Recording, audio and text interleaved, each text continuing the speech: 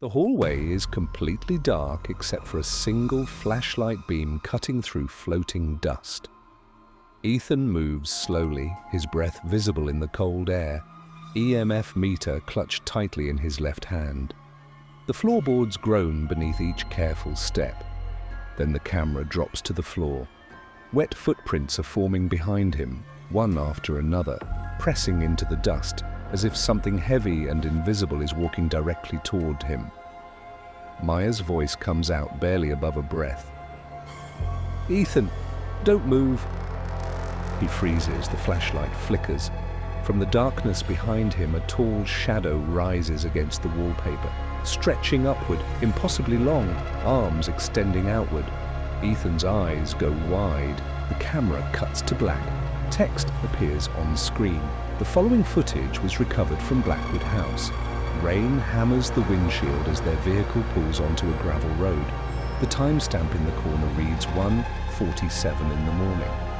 Through the downpour, the house emerges, a massive Victorian structure with weathered white paint, boarded windows, and a broken front porch sagging under years of neglect.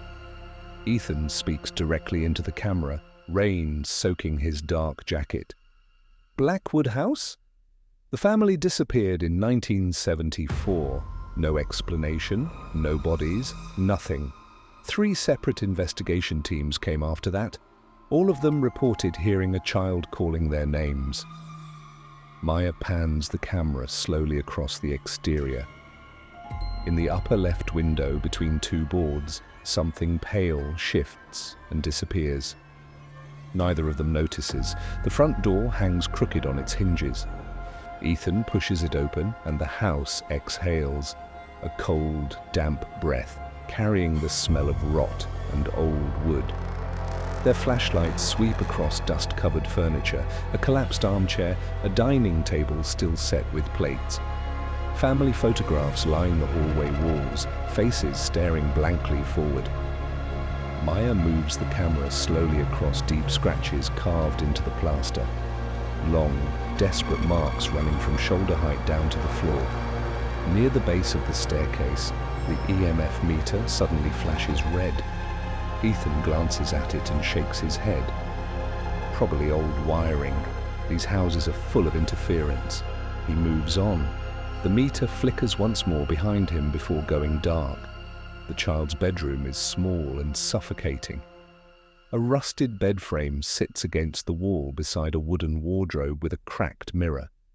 Ethan sets the digital recorder on the floor near the center of the room and crouches beside it. "We're not here to disturb anything, we just want to understand what happened here." He pauses. "Is anyone here with us?" Silence stretches for several seconds. Then the recorder crackles. A child's voice, soft and clear, speaks a single word. "Ethan." Maya lowers the camera slightly. Neither of them said his name. Before either can speak, a small wooden ball rolls slowly out from the bottom of the wardrobe, crosses the floor without stopping, and comes to rest against Ethan's boot. Maya picks up a framed photograph from the hallway shelf. The Blackwood family posed formally in front of the house, dressed in 1970s clothing. She tilts it toward the camera. Standing behind the family, partially obscured by shadow, is a tall, dark figure. It has no clear face. Maya lowers the photograph and her flashlight catches the far end of the hallway. The same figure stands there, tall, still. Then her beam reaches it fully, and it is gone. The radio on Ethan's belt hisses with static before a distorted voice pushes through. "Get out before he sees you." Ethan grabs the radio and turns the dial. Nothing but white noise.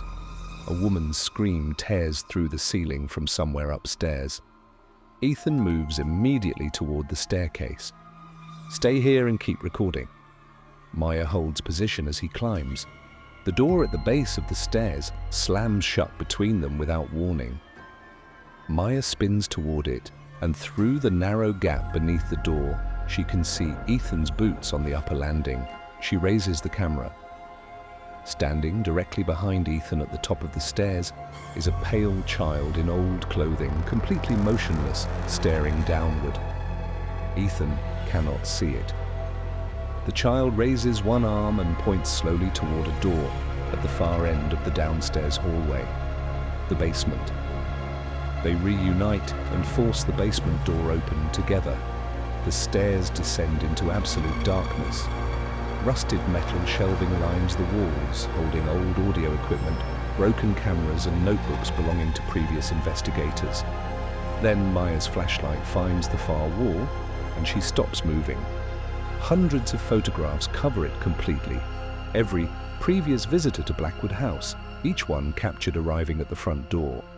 The most recent photograph shows Ethan and Maya stepping out of their vehicle earlier that night. Beneath it, written in unsteady handwriting directly on the wall, 2 arrived. Only 1 leaves. Every device activates at once.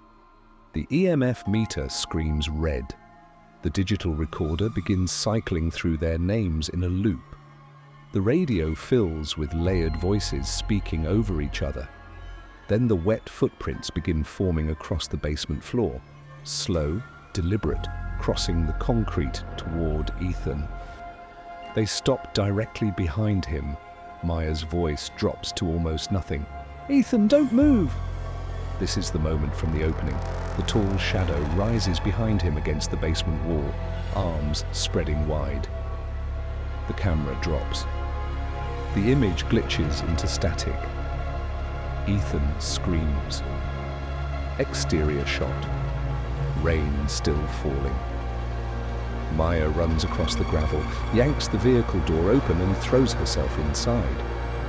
She locks every door and starts the engine with shaking hands. The camera sits propped on the dashboard, still recording.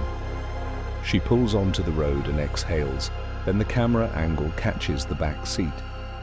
Ethan is sitting there, completely still, facing away from her. Maya's breath stops. "Ethan?" He turns slowly. His eyes are entirely black. No white, no iris, just darkness. His voice comes out barely above a whisper. "You let me out." Cut to black. Text appears. The Blackwood House footage was never fully explained. What did you notice in the upstairs window? Subscribe to HauntGears for more unexplained stories.